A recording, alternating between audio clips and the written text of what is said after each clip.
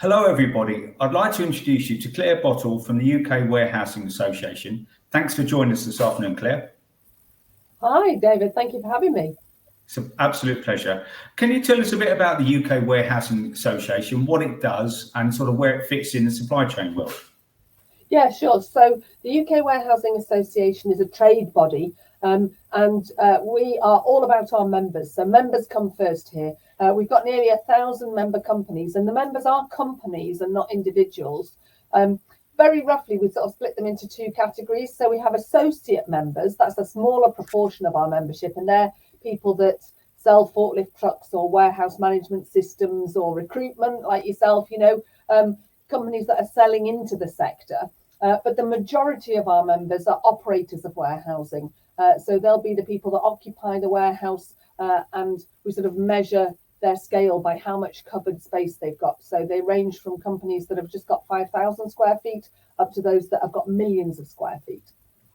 God, it must be a real diverse range of companies, size, services, etc., etc. So it must be really interesting and talking to all your members and all their opportunities and challenges that they go through every day and every year.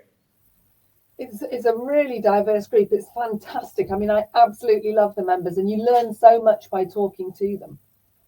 No, that's great, and it's good. I can tell you've got that passion for them. So I ask everyone this same question: what brought you into the lovely world of logistics?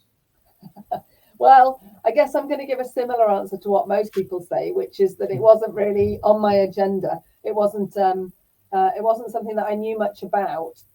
I studied the history of art at university, and I got pregnant by mistake while I was at university. So I had my son, who's now in his 30s, and everything worked out great. But when I was first looking for work as a new graduate, I wanted some kind of work that would be regular office hours to help me with the childcare, because I was a single parent. And I applied for 42 jobs, because it was a long time ago, David. Do you remember you used to have to apply for a job out of the newspaper? So I applied for 42 jobs in the Manchester Evening News, and the only people that offered me a job were BRS, British Road Services, if you remember them. Yes.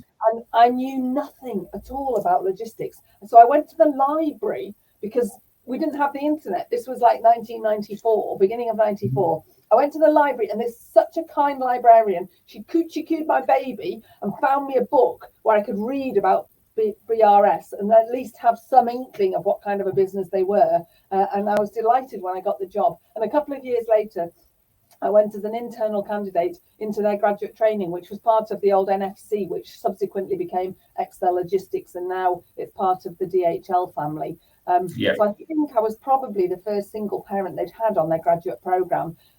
And I lapped it up. Honestly, I loved it. So even before that, when I'd been working for BRS in a couple of admin roles, I've really enjoyed that and learned a lot.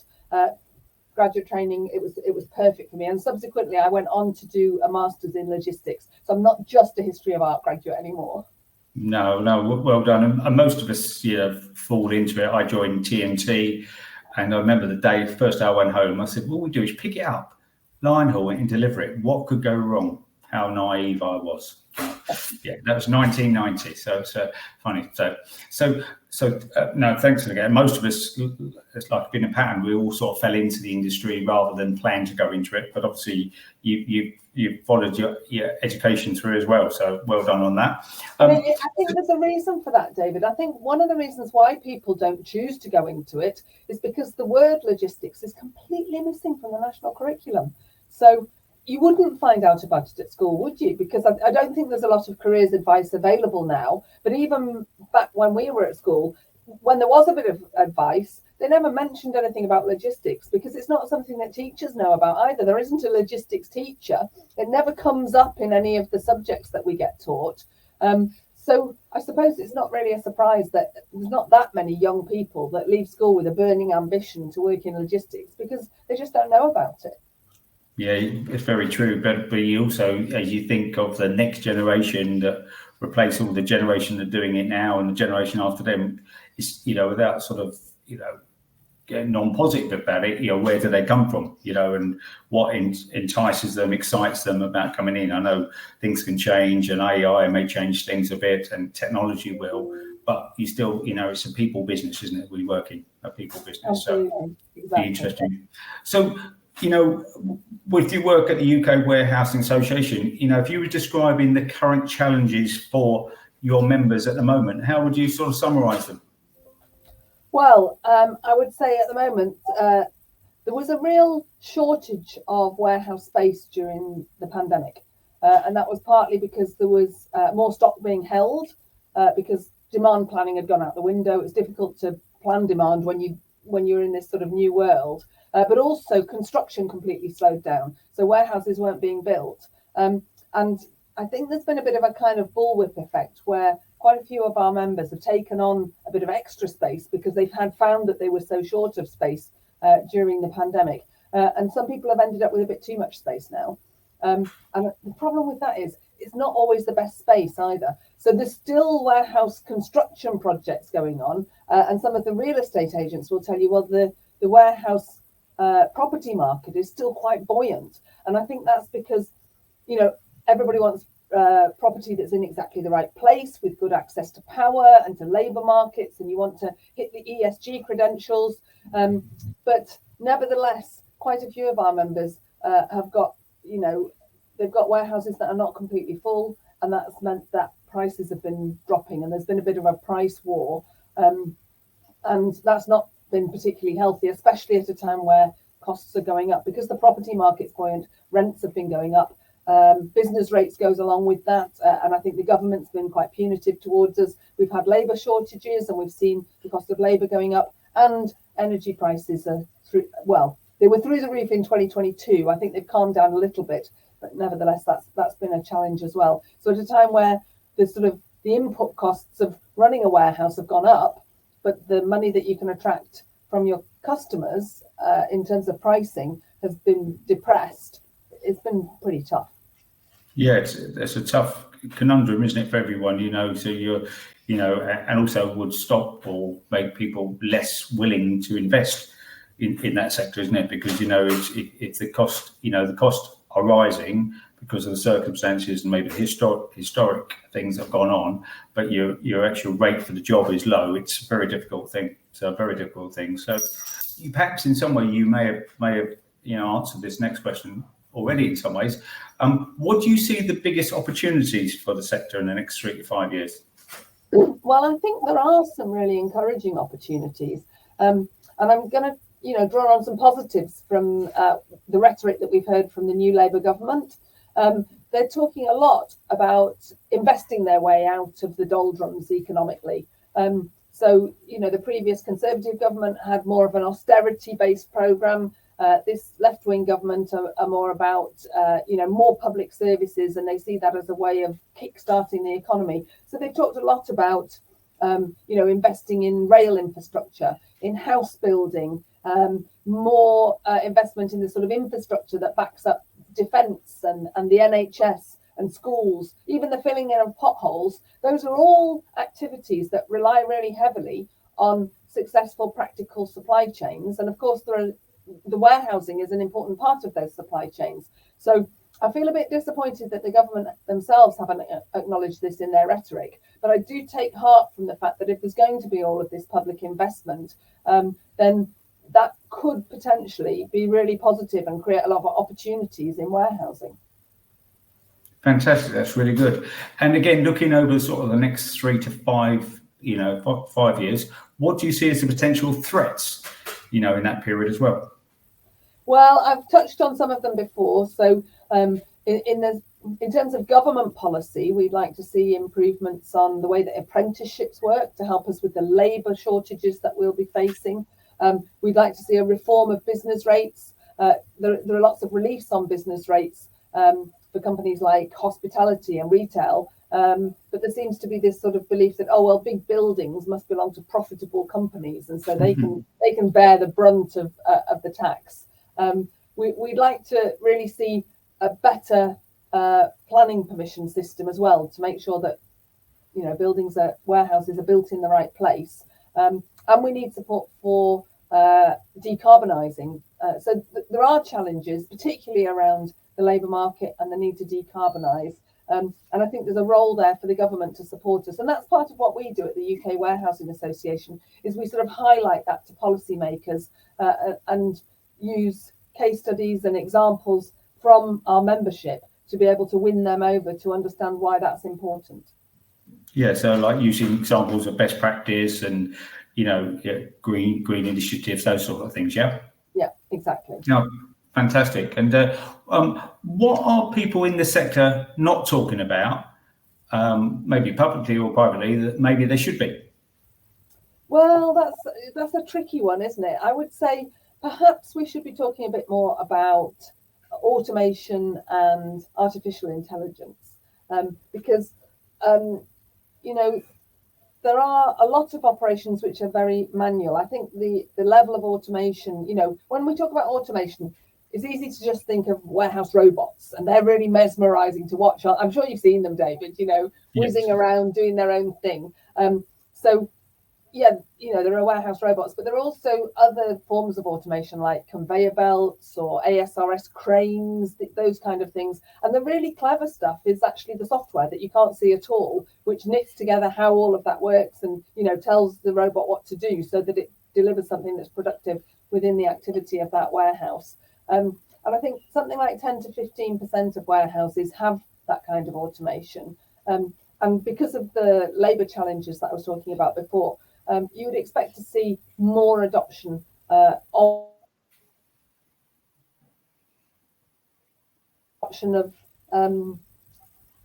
so the automation needs to go along with more clever software, and that's where the AI comes in. So I think AI has a lot of different roles that it could play, and the sort of vision that I have for the future, and I don't know whether this is what would happen, but imagine if instead of the warehouse manager asking their inventory team a question like, can we fit in this new customer? Imagine if you were able to use normal language and ask something like, like an Alexa or yes, a Siri, and say, oh, we've got this new customer, can we fit them in? And then maybe the system could interrogate all of the data that's available to it, and like a chat GPT, give you an answer in human language, or maybe ask you a couple more questions to establish, what's the art of the possible. And so I think perhaps systems like AI will be able to gather up all of the data, because you know what it's like, David, there's so much data in a warehouse, all the sort of diagnostics about what's going on with your forklift trucks, and all the sort of labour data about, who's working for you and what shifts they're doing. And then all of the inventory management stuff, all the sort of SKU data and the codes and that kind of thing. There's so much data available. But I think a lot of the time we don't really exploit that to its full potential. And perhaps we could make warehouses more productive, not only by relying more on automation where it's appropriate, but also by trying to sort of tap into that wealth of information through the use of AI. Well, thank you. That's very interesting. And when you talk about automation, do you think, the cost of implementing automation is very high, and that puts people off? Because if you look at, say, electric vehicles, particularly on, full loads and half loads, it's not practical at the moment to do so in big fleets. Is it a similar situation for automation in warehouses, or is it just almost a habit that they're used to doing more manual and traditional ways? Well, I think it's a really good question, and I suppose the simple answer is just to say it depends. But what does it depend on? That's the interesting part. I think there are quite a lot of short-term contracts in third-party logistics, and the majority of our members are third-party providers. So those third-party logistics companies might have a contract with a client for 3 years if they're lucky, maybe just a year, and they're often contracts that renew. If you do a good job, you'll get the contract renewed, but it's still going to be a short-term contract. And if you want to make a capital investment in something like a fleet of robots, you might need a longer payback period than the length of the contract. So that might be putting people off. I don't think it's necessarily that it won't pay back. It's just that it won't pay back within the term of the contract. So if you look at some of the massive investments in automation, I'll use John Lewis as an example. So John Lewis is an own account warehouse. So where they've fully automated, is within the warehouses that they themselves own, control, and run, and so you can predict that that's going to be a John Lewis warehouse for a long time. Or you see automation, for example, by GXO in their warehouse at East Midlands Gateway, which they operate for Nestle, and that's a long-term contract. I believe it's a 15-year contract, and it's a three-way contract between GXO, who are the 3PL provider, Nestle, who are their client, and then Swisslog, who provide all of the automation and act as a sort of middleman for some other types of automation that have all been implemented there. I mean, it's one of the most automated warehouses you've ever seen, but something that sits behind that is that you have to have the contractual arrangements that allow for that sort of investment. Having said that, I've visited 3PLs that on a much smaller scale have just got some cobots to support picking, and you don't have to have a long-term contract. And there are different ways that they can be financed, including, for example, like you would finance a forklift truck on an operating lease. You can get a robot on a similar arrangement, and it needn't necessarily be a big financial risk. Yeah, and what you mentioned, the government, if they did some tax incentives on the next budget, etc., to make it more cost efficient or more tax efficient to invest money, could that help and move this situation forward? Yeah, I would definitely say the government could do more through the Department for Business and Trade, where there are kind of incentives to support the companies that provide that kind of equipment. But I also think there's some responsibility that sits with the logistics companies. There are already tax breaks for research and development, but you have to apply. And to those companies that haven't done it before, they might not think to apply. So you can definitely get advice from us at the UK Warehousing Association about just how to go about that, what kind of a project might count as R&D under the government's rules, and the implementation of robots in a warehouse that's never had robots before, in some situations, will be eligible for a tax break under the existing rules that we already have. Oh, that's very good. And also, anything that makes things more efficient, and robots don't need to sleep, do they, etc., etc. So that's useful. And in some ways, this ties into the next question. How do you see the green transition affecting your sector? Well, I've got a particular interest in getting more solar panels on warehouse rooftops. And this comes partly because we've seen a rise in the demand for electricity in warehouses. So when I first started out, most warehouses had gas-powered forklift trucks, or sometimes diesel, and you would only really use batteries for something like a lollop, a little picking truck. And that's mainly because the technology wasn't really there to get the level of power that you would need from a battery-operated truck to have a battery-operated counterbalance, for example. Now, those battery-operated trucks can lift, I think I've seen an 18-ton battery-operated Kalmar. So, you can get some really powerful equipment relying on electricity. So the demand for electricity has gone up there. Plus, you've got all these kinds of automation that I was talking about before. And, there are obvious things in a warehouse, such as temperature control equipment or lighting. All of this creates demand for electricity. And it just seems so obvious. A warehouse roof is a nice flat, big roof space. It seems like it would be easy to put solar panels on there, and then you would have demand for that electricity right there at the place where the renewable energy is being generated. But it's not that simple. Unfortunately, David, only about 5% of warehouses in the UK have got any solar panels on the roof. And I think there are a couple of reasons for that. I mean, partly because the business case has been changing and not everybody's got to grips with that. So the cost of solar panels has come down and the cost of energy has gone up. I mean, I mentioned it before, it went really high and it's come down a bit, but nevertheless, that cost is much higher compared to the cost of the installation. And so the business cases have been improving. So I suppose the first thing is you've got to know that, to bother to look at it. Also, the range of stakeholders involved in a warehouse building is quite complicated. It's not even as simple as a landlord and a tenant. The landlord might consist of several different companies, through a real estate investment trust or something like that. So where does the decision-making authority sit for deciding to put the solar panels on the roof? And then you have things like roofing warranties and insurance. And again, the contractual issues that we talked about in terms of robots, the same sort of thing applies to an investment like putting solar on the roof. So I think there are some challenges there which potentially the government could support, and which UKWA are working with lawyers as we speak to try and clarify some of that. And then the biggie, which the government has to take responsibility for, is the grid.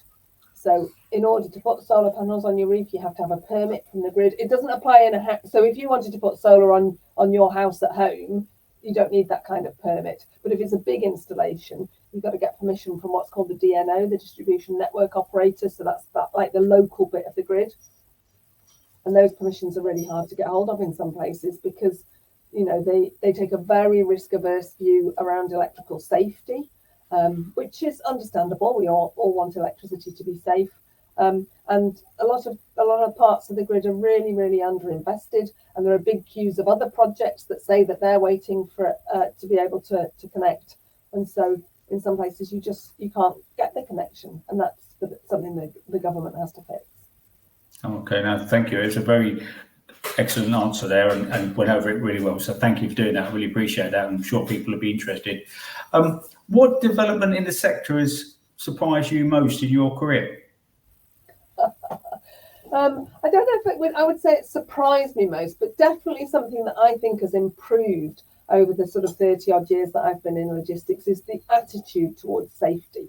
So, you know, when I first started out, people were sometimes quite dismissive about it. Safety was a sort of necessary evil, and people would say, well, we never used to have to do it like this. Why are we bothering filling in all these risk assessments? It's a bit of a waste of time. And you don't really get that sort of conversation taking place anymore. I think we recognise that it's wrong for people to get hurt at work, and we should do everything we can to avoid that from happening.